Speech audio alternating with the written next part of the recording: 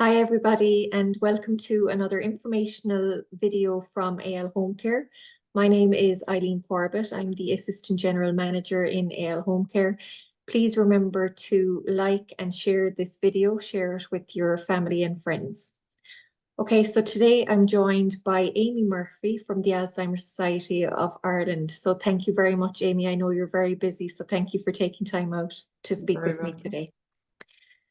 So, Amy, can you just tell me when you got involved with the Alzheimer Society and what's your role in the organization? Okay, well, I started with the Alzheimer Society in November 1999. So I'm coming up on 25 years with them. And I started as a nurse manager initially in St. Mary's Day Centre, Mallow, which the day centre is still running. And it was only 1 to 2 days a week, and it was developed up to 5-day week service. And then I became service manager, and we developed services in North Cork. And then in 2015, the pilot scheme of the dementia advisor was initiated, and I became a dementia advisor, and I am now currently working as a dementia advisor. Okay, very interesting. You're a long time there, Amy. Yeah, you were. I've seen phenomenal changes, both within the Alzheimer Society, but also within medicine as a whole, as regards the diagnostic pathways people take and the support for people with memory loss and more understanding as well. Yeah, so lots of improvements. Lots of improvements. Yeah, that's good. That's really good. And can you tell me how the Alzheimer Society got started in the first place? Okay, well, the Alzheimer Society was first, we say the first public meeting was held in November 1982 in Dublin.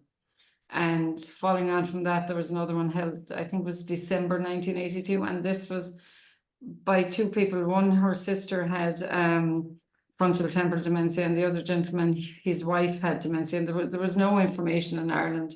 So the Alzheimer Society was started by carers. It was carer-led. And in 1987, the society opened its first day service in Dublin, in Sandymount, and then a second one opened in Blackrock of Dublin. And in 1987, the first public meeting outside of Dublin was held here in Cork, and the Cork branch. And branches popped up, we'll say, all around the country, and there were day services opened intermittently in different areas. And in 2000, the National Helpline was set up. So, you know, through the years, I suppose with any registered charity, it takes time to get funding and that, but like initially we're a public charity since 1982. Yeah, well, 1982, like it seems like, you know, it would have been needed before that. I think there was a lot of fear around Alzheimer's and dementia, or people who had it. Oh, there was, and there was a lot of it was because there wasn't information there. And even as regards you know, because we have a lot of information available for people themselves and for families. But like when I started in 1999, there was no information for the person with dementia. You know, it was all around carers. And like at that time, I suppose what was thought to be the best thing for the person with dementia was to mind them. And, you know, we'll say protect them from risk and that, whereas we know that caused an awful lot of problems, you know, that assistive technology has hugely enhanced the lives of the person living with dementia. And, you know, it's not as limiting a disease as initially thought. So, you know, the psychosocial model of care is really important now. And for a lot of families as well, they didn't, you know, they were given a diagnosis, because a lot of the time the family were given the diagnosis, not the person. And they weren't told how to cope, we'll say, with the changes the disease brings. You know, that you know, communication strategies are really important as the disease progresses. You know, when things are progressing within the brain, and understanding the subtypes of dementia as well. You know, that you know, Alzheimer's is the most common type and the most known, but there are others, you know, vascular, Lewy body, frontal temporal. So there's been huge development there, because in 2013, the Irish Dementia Working Group was founded. And that's where the literature then for people following a diagnosis comes from, because all the members of the Irish Dementia Working Group are living with dementia. So they are the experts. So there's huge information now. Yeah. But, you know, it took time, but it was fantastic because you look at it, was volunteers set it up and carers. So it's still very care led and person with dementia led and needs led, you know. Yeah. I mean, yeah, it must have been very scary, you know, back in pre-82 when, you know, there wasn't information to be had really, you know, especially for the person, but also for their family as well, but especially for the person themselves, you know, that fear of what's happening to me. And I think for a lot of people, you know, you didn't talk about your memory problems. And that's why a lot of people say to me, you know, Alzheimer's disease is new, or like Alzheimer's disease was diagnosed initially in 1907. It is not new.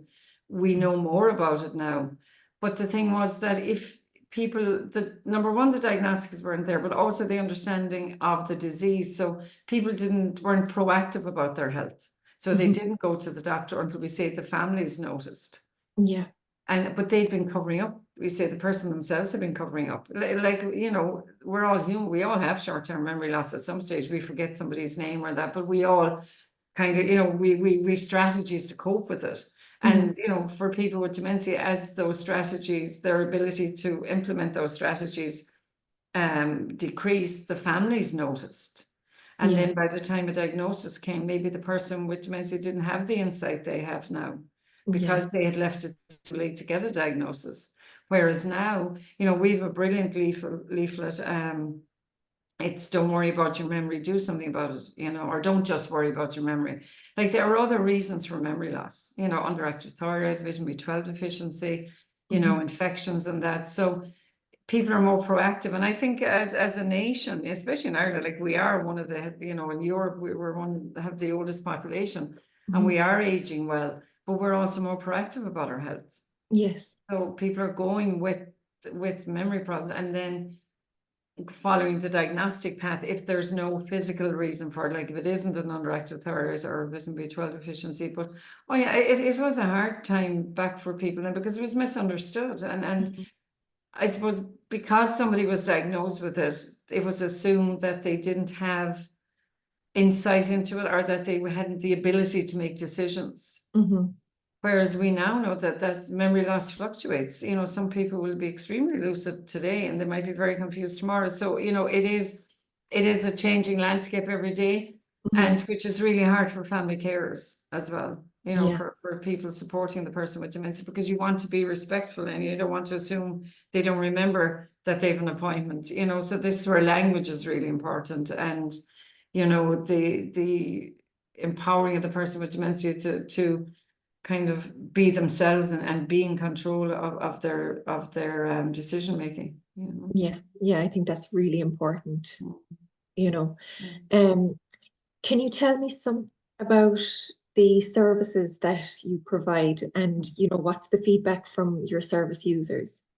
Okay, so when you think of it, the first day centre was opened in 1990, what did I say, 1985, or no, sorry, 1987. We now have 54 day centres nationwide. And I suppose the idea with the day centres is that people with dementia, you know, they can withdraw from society, or you know, they can't stop going places because they're afraid of making mistakes. So, you know, the idea with the day centre is that it's activity based. It's a place where they go and where they feel involved and feel good, because emotional well-being is really important for people with dementia, and that sense of purpose and inclusion. And it also gives their family member time to, you know, have time to themselves. So there's 54 nationally. So like people can go on alzheimer.ie and they will see in their county. You can stroll down to your county. Then during lockdown, because our day centres couldn't open, the Alzheimer Society got funding to provide a service called daycare at home. So a lot of people that would, we say, for different reasons not be able to attend daycare now, be it transport or other reasons, they can get a service in home, and it's around activity, hobby based, you know, doing things with the person rather than for them. Yes. And that sense of, again, going back to belonging, purpose. We all need a sense of purpose. Mhm. And we also have another home service, not in every county. It's home care, which is dementia specific home care. And between the two services, we're providing 4,300 hours nationally. And our carers are trained, you know, they would be upskilled within the Alzheimer Society for working with people with memory loss. We also have the national helpline, as I said, 1-800-341-341. And that's Monday to Friday, 10 to 5, and then Saturday, 10 to 4. We also run social clubs because for an awful lot of people, the family themselves, they wanted to go with the person, you know, it wasn't, you know, they wanted to learn things and socialize with other people with dementia. So we run social clubs and Alzheimer cafes, and there are 70 in total at present running in Ireland. And again, look on the website, and these are great because the person with dementia and the family go. So, you know, there's peer support for both. And also we have speakers and different topics discussed. They're not always dementia related. It can be things people are interested with. Because the landscape, we say now, of people being diagnosed with dementia is changing. A lot of people are young, a lot of people are under 65, people are in their 40s, 50s, 60s. So we are developing services for younger onset and early stage. And these are very different to, we say, the services that were set up, you know, for older person, because their needs are very different. And so these are very activity based. And so currently there are 10 services being developed, and they're needs led again, because we're all different. Not everybody has the same hobbies. We also, then the dementia advisor, our role was first initiated in 2015. So there are 29 of us nationally. So Dublin, Cork, all the counties are serviced. We also run family information training, which came about, I think it was 2008, you know, because families were coming back to us, as in the Alzheimer Society, and saying, I wish I knew then what I know now, because when people were given a diagnosis, it wasn't explained to them, you know, the impact dementia has on the person. So we run family information sessions, 6-week sessions, looking at what is dementia. No, it's not anatomy, physiology detail, but it's just explaining the different parts of the brain. If dementia is affecting the frontal lobe, then how will that affect the person? And it's 6 weeks, and it's either online or in person. So, you know, again, that's available on the website. We also run cognitive stimulation therapy and memory rehab. Again, being proactive about your brain, you know, doing things, looking at, you know, what's needed to help the person live as well, and stimulating and helping the brain. We have a mobile information bus that we go around to different venues. They'll be at the ploughing this week. We go to marts, we go to information days. We as dementia advisors and other staff within the ASI, we do a lot of talks as well to community groups on brain health and services, because it's usually the friends and family that notice first that something is wrong. So we link in with them. And we have Friends of ASI developing then in other counties as well. And these would be interested volunteers and that want to help and support the Alzheimer Society, because we do a lot of fundraising. You know, T-Day would be our biggest fundraiser. And then we have the Memory Walk coming on Sunday, on the 22nd of September. So there's a lot going on. We have Team Up for research. Again, a lot of the dementia research is European based. So there is a department within the ASI that is specifically for research, which would be social research, and that's not clinical research. So from a public meeting in 1982 to now, the society has really grown, and I'm really proud to be part of it. I mean, you know, it is really meeting the needs of people, but and changing as needs change. Yeah, and I can see that in you, Amy. You are very passionate about the job that you do. And I think it's really important, like you said, to equip the family with how the disease is going to progress and how it's going to change somebody that they're looking after, or how it's going to change yourself. You know, Oh, I think, absolutely. yeah. And, you know, we'll say the dementia advisor role then, like we link in ideally at diagnosis or maybe before, you know, that we would link in with families then. And it's about giving appropriate information at the time. Because what happens is everybody tells them a story about somebody that had dementia, or they Google. And like, it's really important that they get relevant information to them. So the dementia advisor role, you know, a lot of people, maybe the first contact will be somebody who's worried about their own memory, or they're worried about somebody. So they come to us, and then as dementia advisor, we help them understand maybe their diagnosis. You know, we give them relevant literature at the time. We signpost them to services within their community. A lot of people living with dementia might never link in to our services, but they want to continue to play bridge, or they want to continue to play golf. And it's empowering them to do it, and to ask the questions of their club or their friends, saying, will you support me in this? I'm a great believer in simplifying everything, make things easy, you know, and also at that time of diagnosis, linking with the family. And, you know, everything is confidential. So you might be working with two people and they don't know, you know, that they're each talking.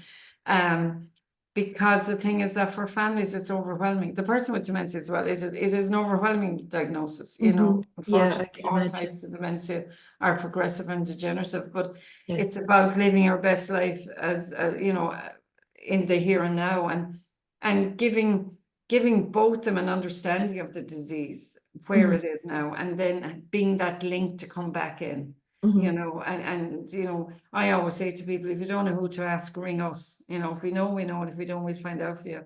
And a huge part of it, Eileen, as well, is understanding the impact of a physical illness on dementia, like kidney infections, chest infections. You know, that really can escalate the confusion. It's not the dementia, it's the, you know, it's the physical illness. So making families aware of that, because you know, and making the person themselves aware of it, because we're not the best at going to doctors. Should we put it off and say, you know, to pass? And also about how you can help your brain and how you can do things. And we talk a lot too about future planning, you know, maybe, you know, talking about that. Driving is another one we give advice on, because you know, when somebody is diagnosed, the licensing authority has to be notified, the insurance has to be notified, and people can do a driving assessment. And people with dementia drive very well, you know, but it's there is a process to go through, you know. So we advise on all those things. We highlight areas you might need to consider. You know, we highlight to families the importance of their self-care, because caring is stressful, you know. And what happens a lot of the time, and over the years, I remember, you know, one lady in particular saying to me, I've become invisible. You know, I walk down the street and everybody asks me how my husband is. Nobody asks how I am. And, you know, like nighttime can be difficult for some dementias, and people might be up all night, and then they, you know, they go for coffee, or, you know, they meet a friend and say, God, I had a bad night. Say, oh, sure, look, isn't he looking grand? Sure, isn't he fine? You know, so it's that support to families to say, you know, surround yourself with people that understand. And have strategies. And, you know, the minute you tell somebody who's caring they need a break, they feel judged. So it's about pushing services for the benefit of the person with dementia, you know, and the benefit for both, and encouraging families as well to keep the communication lines open with children as well, because a lot of older couples are saying, oh, sure, I don't want to, you know, Mary's busy, you know, Mary's this, you know. And we would encourage them, and it's one of the services I didn't speak about was our support groups. We run support groups for carers as well, you know, and it might be like doing the family care training, get the peer support that way. And also it's a grieving. We have a leaflet, loss and grief, when somebody has dementia, and spousal grief is very different to sibling or to children's grief, you know. So the dementia advisor will support you along the way. And, you know, because the role has been in existence since 2015, it was evaluated in 2017, and there were 8 of us. There are now 29 of us. So it is a hugely successful role. And, you know, then as the dementia progresses, whatever type it is, we link back in with families again, or they link back in with us, and support them through that, around decisions of availing maybe of long-term care, maybe availing of respite, maybe availing of daycare. So, and we work with all health and social care professionals, and we signpost to all different services. Yeah, perfect. It's really a fantastic service, Amy, and you know, it's multifaceted as well. There's so many, you know, Totally. elements to it, isn't there? Yeah. W- Amy, what advice would you give to a person or, you know, their carer or loved one who has a recent diagnosis of Alzheimer's or some form of dementia? I suppose firstly, because my role as a dementia advisor, I would say contact your local dementia advisor, but also don't be overwhelmed. You know, there is help and support out there. You know, it's about being open to getting help. An awful lot of people will delay getting support. They'll say, I don't need it now, or I don't want services. But like, you know, we all know that the health service in Ireland is overwhelmed. So there are waiting lists everywhere. So link in with your local dementia advisor, link in with your local public health nurse. Also find out about the disease. I think that is a huge thing. It's understanding the disease, knowing what subtype of dementia it is. You know, is it vascular dementia? Is it Alzheimer's disease? Is it Lewy body? And getting the relevant information, but also living your life. You know, the dementia is only a small part of who you are, you know, whether you're the person living with it or whether you're the family. And link in socially as well. The social clubs have been a huge success in supporting people post-diagnosis. And also, you know, I suppose I don't want to keep pushing the Alzheimer Society services. Well, I suppose I have to. I am from the Alzheimer Society, but like link in with your public health, but also don't be afraid to tell people. You know, there are people are now. It is really up to the person with dementia themselves to tell their diagnosis. You know, but if families feel that the neighbours need to know for safety, you know, like I'd often say for people that maybe live away from home, if you're waking up at 2 or 3 o'clock in the morning worried about your mum, that's not doing you any good. Mum is fine, she's sound asleep in bed, but you're worried. So it's linking even with the memory technology resource room and looking at assistive technology that'll help. And, you know, be an advocate for yourself, but also be an advocate for the person with dementia. You know, if you know the person with dementia is off form that day, ring your GP, you know, especially coming into winter season, you know, or winter, you know, the bugs, the flus and everything, you know, illnesses has a huge impact on memory loss and dementia. So, you know, be well informed that way. But live your best life and stay healthy, you know, keep a check on yourself. And we say this to carers all the time. You know, for a lot of people caring for somebody with dementia, if the person with dementia is sick, they'll go to the GP. But if they're not, if they're sick, they won't go. You know, so get the support. And if the neighbours say to you, is there anything I can do? You know, I always say, you know, the ones that mean it and you know, the ones that don't.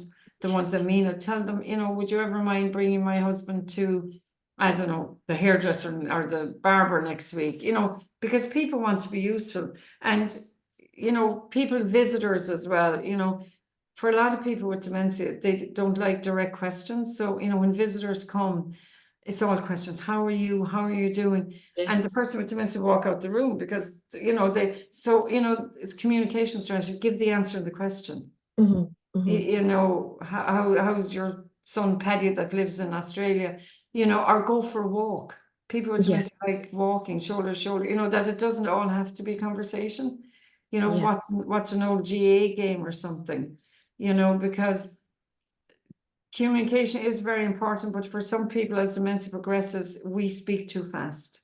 So we need to slow everything down. And sometimes statements are better than questions. You know, I always give an example, you know, the husband and wife are watching telly, you know, he has dementia. The wife says, will you have a cup of tea and a sandwich? And he says, no. She goes out and makes her a cup of tea and a sandwich, comes in and he goes, where's mine? And she goes, but I asked you, but he doesn't remember that. So then it's stress. But if she showed it to him, you know, a lot of people with dementia need that physical prompt or visual prompt, you know, so our family care training covers a lot of that. We cover a lot of that as dementia advisors as well. Because, you know, it's really the day-to-day things that make a huge difference, you know. And even the encouragement to ask for help or to look for help, because I think we as an Irish culture, we're reluctant to look for help, but I think it's important to have it when it's there, if it's going to make your life easier. So that's all we all want, is anything that's going to make our lives that little bit easier. So I think it's very important. Sorry, Eileen. We're all social creatures. We need people. The person with dementia needs people. You know, the partner needs somebody else to talk to other than somebody's going to ask them how their partner is, you know, so that social thing, and that's where the cafes and the clubs are brilliant. But Yes. yeah, you're right. People, we you know, and a load of families will say to me, but sure, I don't need it now. And I'm saying, you're not going to get it now. It's going to be once down the Yeah. road, you know. Yeah. And I'm always saying to people, think outside the box. You know, it's a bit like your service, the live in home care, Mhm. you know, because they are ways of people being independent and people living at home.